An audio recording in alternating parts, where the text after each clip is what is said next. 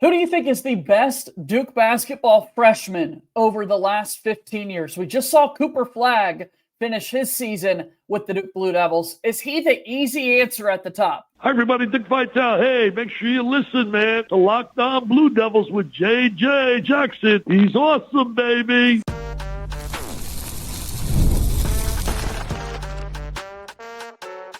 You are Locked On Blue Devils, your daily podcast on the Duke Blue Devils. Part of the Locked On Podcast Network, your team every day. Hello, everybody. Welcome into another episode of the Locked On Blue Devils podcast. My name is J.J. Jackson. Thanks for being here with us today on Thursday, September 18th, 2025. Locked On Blue Devils is your one-stop shop where we discuss everything going on inside the life of Duke athletics. And on today's show, I want to take a look at the top freshman Duke basketball players over the last 15 seasons. I'll have this conversation with our pal Kevin Connelly from Ball Durham. We'll take a look at our list that we've created here. We'll debate it. We'll go back and forth and talk about who possibly on this year's squad of freshmen could make a case to be one of those names up there on the list. If you haven't done so already, please be sure to follow and subscribe to Locked On Blue Devils for free, wherever it is that you get your podcast. Be sure to leave us a 5-star rating and written review. Go ahead and like this video as you watch us each and every day on YouTube. Subscribe to our YouTube channel. Share the video with your friend, and let's get engaged in the comments down below. Let us know if you're an everydayer. Let us know what you think of this top 5 list and so much more. Thank you again for making Locked On Blue Devils your first listen every day. Proudly a part of the Locked On Podcast Network, your team every day. So here he is. Kevin Connelly joins me on today's show as we're going to talk a little Duke basketball today. Kevin and I were together earlier in the week here on Locked On Blue Devils talking football. Let's shift our gears to this basketball squad, Kevin. It's another season coming up where Duke's going to have 5 freshmen set to make a big impact. That was the case this past year. And so here in the offseason, we've put together the Locked On top 5 freshman seasons at Duke over the last 15 years. How are you doing today, Kevin? I'm doing good, JJ. I'm excited to get into this. I'm excited to see what you put together here. And I don't know. I'm not going to be kind to you, JJ. I'm not going to be kind. I'm going to let it rip once I see this list. Absolutely. And look, you're always honest with me, which I so much appreciate. I'll be real here. This is hard to put together, right? And as you know, even when that's just the last 15 years, because beyond this window, if you want to go before 2010 and whatnot, there were still really impressive freshman seasons that happened in Duke basketball. Obviously, when Duke shifted to the one-and-done era, I know Kyrie Irving is one of the first names that comes to mind for a whole lot of people. This list gets tough, man. There were a lot of kind of big-time honorable mentions and cuts that we had to make there. Yeah, Duke has been big on freshmen over the last 15, 20 years. You mentioned going back to Kyrie Irving, but you're limiting it to 15 years. So I'm really excited here. Yeah, so I am starting with Cooper Flagg at the top. When you look at what he was able to do this past season, 35-4 record for Duke, wins the ACC Rookie of the Year, ACC Player of the Year. He won all the major Player of the Year awards for college basketball as a whole. Wins the regular season championship. Duke wins the tournament, although he got hurt and wasn't able to play for the majority of that, and then helps lead the Blue Devils all the way to the Final Four, resulting in being the number 1 pick. What he was able to do offensively, defensively, sharing the basketball. This guy led Duke in all 5 statistical categories, which is major. Not many guys are doing that as a true freshman. Cooper Flagg, to me, seems like the obvious case to be number 1. You know what, JJ? I hate to do it to you on the first one, but I got to be nice. I can't argue. I can't complain. Maybe it's a little bit of the present day and all that is still fresh in everybody's mind. But I can't put too much of a fight up against not having Cooper Flagg at number 1. I think there's other players that probably could be considered for that number 1 spot. Yeah. But I just can't do it right now. Cooper Flagg, he was too good. He was too dominant on both sides of the floor. I'm good with Cooper Flagg being number 1 overall. Okay, so number 1, Cooper Flagg, our top freshman at Duke over the last 15 years. This is the Locked On Blue Devils list that's been put together. Number 1, Cooper Flagg. Number 2, Zion Williamson. Jahlil Okafor comes in at number 3. Paolo Banchero, 4. Marvin Bagley III comes in at that 5th spot. Pretty tough decision all the way through, like I was talking about here. But Zion, at that number 2 spot. I just think about how dominant he was of a player. It felt like anytime he wanted to make a bucket, he was able to get there and get it done. He was so athletic, soaring through the air with the slam dunks, the block shots. A lot of this is highlight driven, Kevin. And when I think about top players, I want to think about the highlight level plays that they have. When you look back at his freshman season, he won a lot of major college basketball player of the year awards. He was the top player in the conference, top player at Duke on a team that went all the way to the Elite Eight. He edges out Jahlil Okafor with that number 3 spot. I got to put Ja third. Winning the national championship is huge. You know what, JJ? Here's our first disagreement, man. Do it. Here it is. I think I have to put Jahlil Okafor at number 2. And because not only do you have to credit the individual statistics, but I think you have to add in the team success as well. And I think that Zion Williamson team fell woefully short of what it could have achieved. Now, you look at Cooper Flagg, still made a Final Four. I think, as I've said many times, that was the best team in the country. Didn't work out that they didn't win a national championship.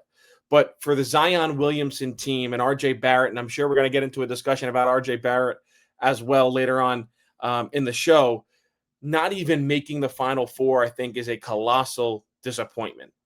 Yes, they won the ACC championship. Yes, there was all these great individual awards, and winning the ACC championship in dramatic fashion, beating Florida State, an epic semifinal game against North Carolina, and then Zion Williamson actually coming back from that, I guess it was a knee injury where he ripped through his shoe and missed some time and came back for the postseason. So I think Zion at 3 maybe right now on my list, but I think I have to put Jahlil Okafor at 2, being that dominant center on a team that won the national championship, Duke's last national championship. I think that gives him the edge in my book over Zion Williamson. Zion, 22.6 points per game, 8.9 rebounds, 68% shooting. Just unreal stuff for him. The season and career ended for Zion in the Elite Eight against Michigan State, although he gave everything he had in that game, playing 37 minutes, finishing with 24 and 14 in his final college basketball game. Ja comes in third, like I talked about just a second ago. I'm with you. You got to value winning the championship. And of the freshmen on that 2015 squad, Joss took that step ahead of Tyus Jones and Justice Winslow, who certainly are honorable mentions in their own right, having the championship under their belt, being able to throw it into the post, man, and know that it's an automatic 2 buckets, or 2 points, I should say, for Jahlil Okafor when he had it down there, was such a great feeling for that Duke squad. So I've got him there. Then we've got Paolo Banchero 4th.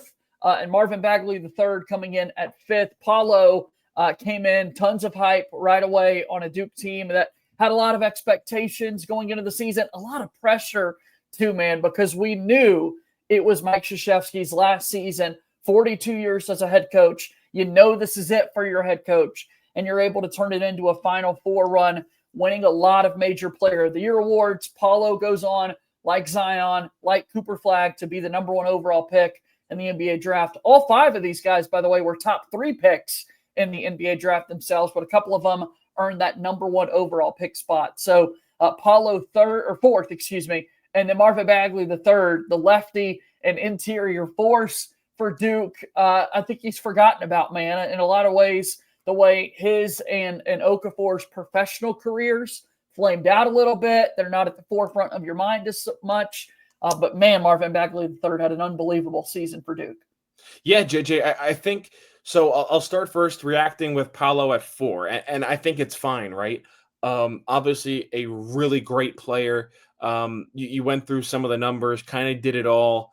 But, and I'm not going to – I'm fine with leaving him at number 4, although there's other players that we'll get into later who you left off your list.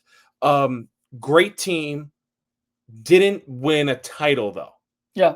Lost in the ACC championship, and then obviously losing in the Final Four. And I think that team is always going to be remembered, and I hate to say it, they're always going to be remembered for the wrong reasons. I mean, they lost their 2 biggest games on the schedule.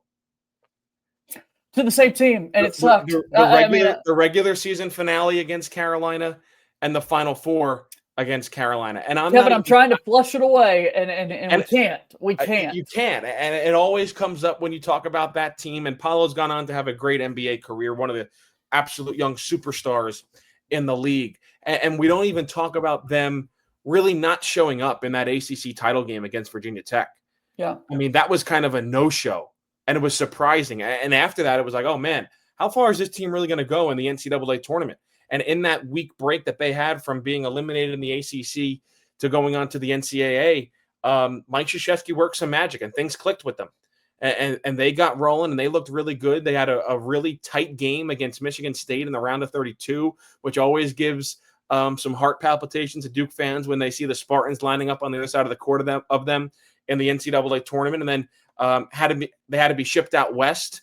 And I think they beat was it Texas Tech and Arkansas? Yep. Because Gonzaga was the 1 seed. Everyone thought Gonzaga was invincible, and Arkansas beat them with Eric Musselman. So I'm pretty sure Duke beat them in the Elite Eight, and then going on to lose to that 8-seeded Carolina team in the Final Four. But, I mean, I bring that up because, I mean, I gave the edge to Zion or to Jahlil Okafor over Zion for that 2-3 spot. I think, Paolo, that conversation has to be had with him at number 4. Totally fair. I want to get to Bagley because you said you've got some thoughts there on him, and we'll get to some of the honorable mentions here in just a moment. But first, we got to step aside for our first time out here on today's episode of Locked On Blue Devils. Locked On Blue Devils here today is brought to you by our friends over at DoorDash. Almost the weekend, time to look back and crown this week's MVP on Who Delivered, powered by DoorDash. Just like you can win every Saturday with DoorDash Streaks, saving more every time you order, these players delivered when it mattered most. Let's break it down. For Duke football this past week, we saw Darian Mensah deliver once again with over 300 passing yards and 3 touchdowns against his former squad. When the pressure was on, Darian Mensah comes through. No hesitation, no delay. And if you've been watching week after week, the performance wasn't a fluke. Darian Mensah is on a streak. And just like Mensah delivered for the Duke Blue Devils, DoorDash delivers for you on your Saturdays. With DoorDash Streaks, you save every Saturday you order. Stack it up all season, and you could save up to $250, including $100 in DoorDash credits. Order this Saturday. Keep the streak alive. Fuel your game day. Only with DoorDash. Terms apply. Promo period through November 18th. DoorDash is a proud sponsor of Locked On Blue Devils. Locked On Blue Devils here today brought to you by FanDuel. The NFL season is here, and FanDuel is making sure you're ready for kickoff with the can't-miss offer. Right now, new customers can bet just $5, and if your bet wins, you'll get $300 in bonus bets to use across the app. That's right. When you're looking at FanDuel, they've got the same game parlays. They've got you able to jump into action live as it plays out. All the app is it's incredible for you to build and keep an eye on your fantasy lineup. Quick, easy, and the best way to add a little energy to your NFL Sundays. We've got Thursday night football tonight in the NFL. Bills and Dolphins, a classic AFC East matchup. It is the Bills favored by 10.5 points over Miami. Duke football taking on NC State right now over at FanDuel. The Blue Devils favored by 2.5. So are you ready to play? Download the FanDuel app now by visiting FanDuel.com to get started. That's FanDuel.com to place your first $5 bet. FanDuel is a proud sponsor of Locked On Blue Devils. Yes, sir. Let's keep this thing rolling with Kevin Connelly from Ball Durham. We're talking Duke basketball and looking at the top 5 Duke freshmen over the last 15 years. The Locked On list that we were able to put together here with Locked On Blue Devils. So, Kevin, to remind people again of the top 5, number 1, Cooper Flagg, 2, Zion Williamson, 3, Jahlil Okafor, 4, Paolo Banchero, and 5th, the last spot in the top 5, Marvin Bagley III. Your comments here. You know, I think you said it perfectly. Marvin Bagley, it kind of gets forgotten when you talk about great Duke freshmen because he was really something special. And it's interesting when you look at how Duke was in 2018. I mean, Bagley winning Player of the Year, Rookie of the Year, all the good stuff in the awards that you could imagine in the ACC. And it was a Duke team, as you would expect, that had a lot of expectations coming into the season, and they really got rolling. But late in the season, it was kind of like you had some stumbles, and they lose in the semis of the ACC tournament to Carolina.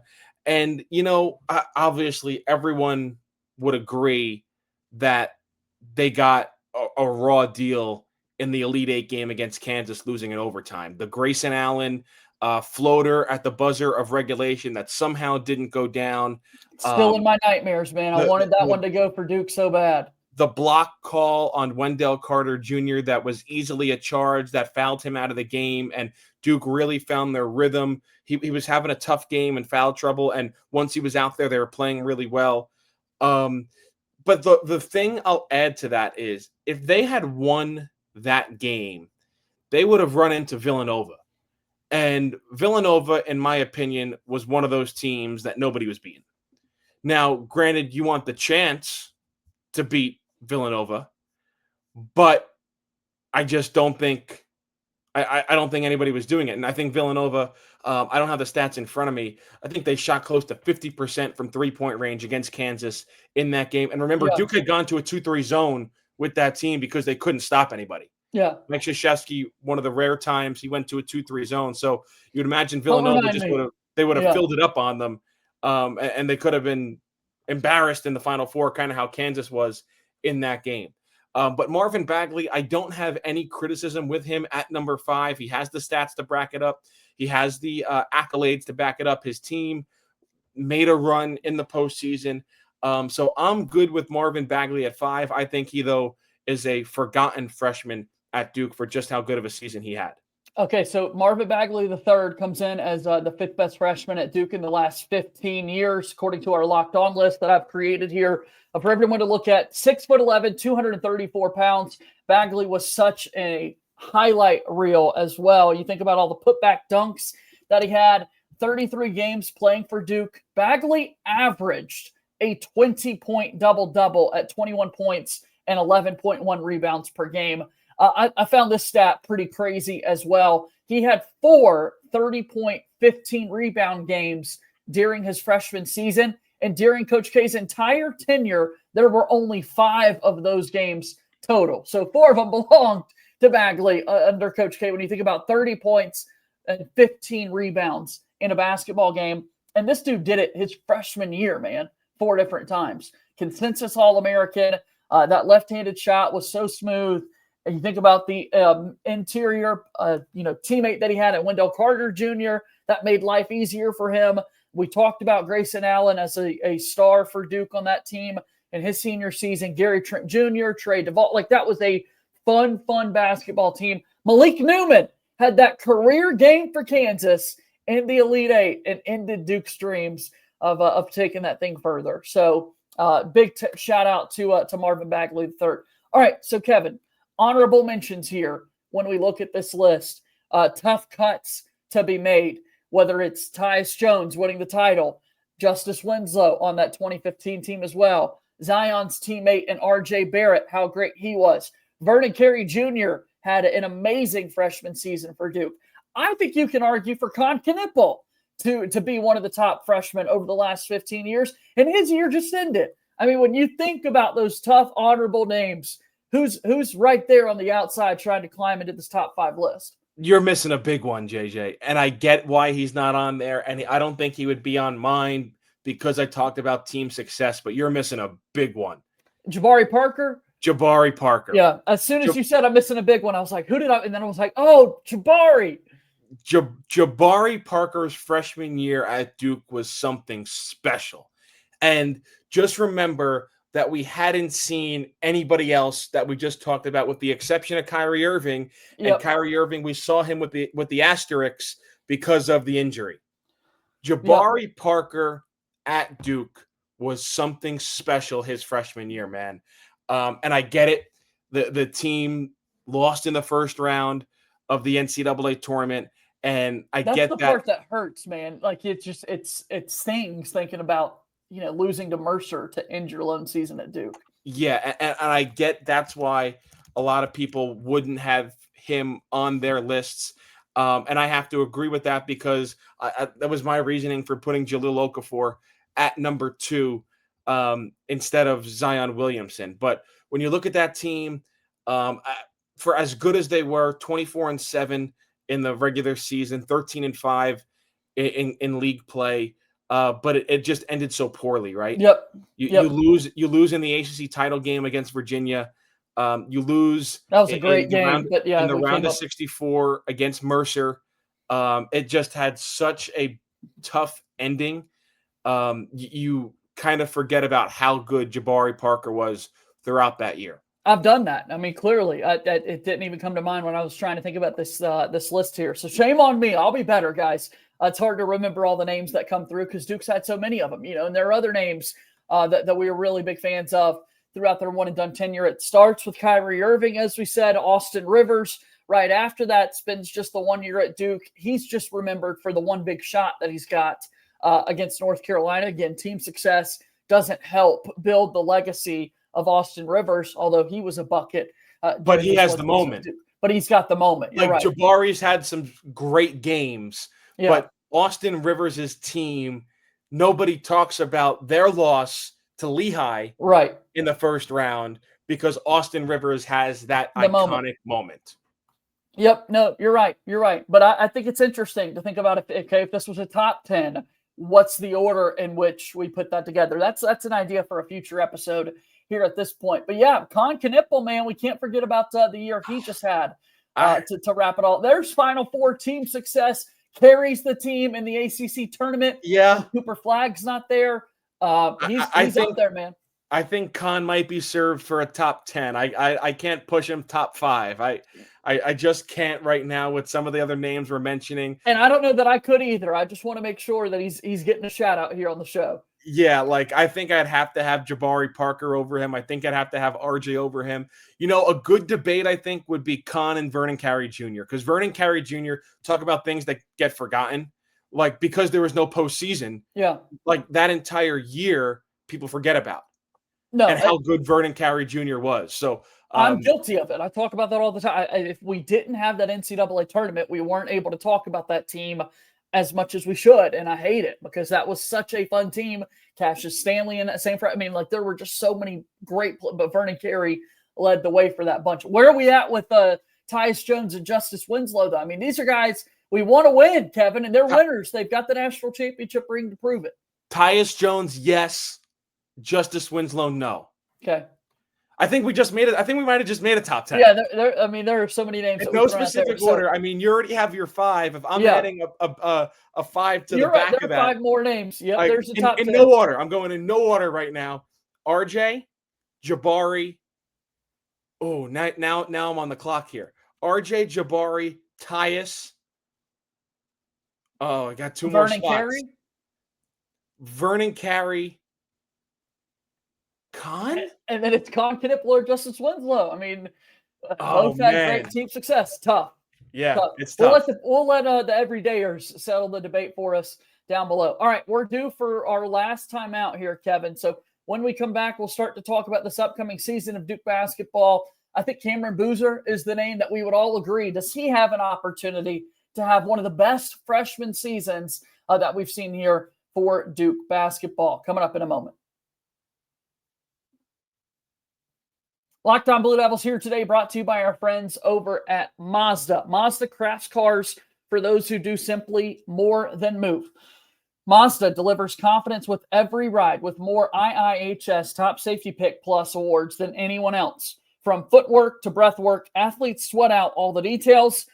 Mazda brings the same intention to how we craft every single model. You could feel Japanese craftsmanship in every detail, from the metallic accents to available Napa leather upholstery. You make everyday drives feel like anything but, from smooth handling to intuitive controls. Like our players, we sweat every detail, because when you make every move count, impossible becomes irrelevant. Mazda, move or be moved. A proud sponsor of Locked On Blue Devils. Final moments here on the episode today. Kevin Connelly joins me from Ball Durham. He's also got the Believe in Duke Football podcast that I'd love for people to go check out. Duke football's got their first ACC game coming up this week against NC State. Tomorrow, we will have a Locked On crossover with our friends from over at Locked On Wolfpack. But we're talking basketball here. our top 5 freshmen for Duke over the last 15 years. And getting set for the upcoming season, there are 5 freshmen a part of this class. Cameron Boozer, Caden Boozer, Dame Sarr, Nick Kaminia, Sebastian Wilkins. And what are the thoughts early, Kevin, on this freshman class and probably Cam Boozer being the likely candidate to try and put together a freshman season to remember?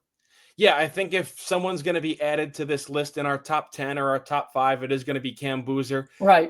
I think the 2 that you probably don't want to sleep on are a Caden Boozer and a Dame Sarr. But yeah, I think obviously just with the hype Cam Boozer has and the potential that he has and what we've seen so far of him, I think if there's one player of this freshman class that can catapult themselves onto lists like this, it's going to be Cam Boozer. And what we've talked about, we value winning. When we're putting this together, if you win titles, you're remembered in better light. If you don't lose the big games at the end, it's easier to remember. If you don't have a pandemic come around and you're able to play those games, you are going to be remembered. Cameron Boozer has won everywhere he's gone on the AAU circuit and then also in high school playing basketball there in the state of Florida. It's crazy the level of winning that he's had already. And if he's able to continue and carry that into Duke, I want to see a lot of wins come this way, Kevin, and we remember them so fondly. It makes it easier to be an all-time great. Absolutely, but obviously this is going to be his toughest task, right? I know he's played up in his career, but this is a little bit different than just playing up in the AAU circuit or in high school basketball. College basketball is a different animal, so we'll see if he's up for the challenge. All right, and then we look at the other freshmen. You mentioned a couple of names there with Dame Sarr, Caden Boozer. A lot of talk right now about how well Nicholas Aminia has been adapting to the college game. Could he possibly be one of the first guys off the bench or even take a starting position from the Duke basketball team? I think there are a number of different guys that you can make the case to have really impressive freshman seasons as well if we take Cameron Boozer now out of the equation for this year's squad. Well, yeah, if you take him out of the equation, I think it's interesting because I think Duke is going to rely a lot on their sophomores and Isaiah Evans and Impact Gongba.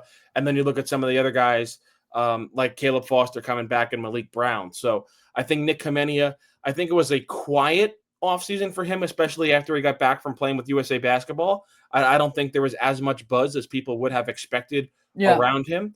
But I think it's going to be specifically interesting to see him along with a guy like Sebastian Wilkins and even Dame Sarr in some of these exhibition games against UCF and Tennessee, just to see how up to speed they are with the college game. Kevin, tell me about your website. Tell me about Ball Durham. Over at Ball Durham, got a ton of Duke basketball, Duke football, Duke everything content up there. Team of great writers over there. So come read us every single day over at balldurham.com. I can't wait. Thank you for being here today, Kevin. We'll talk again soon, okay? Thanks, JJ.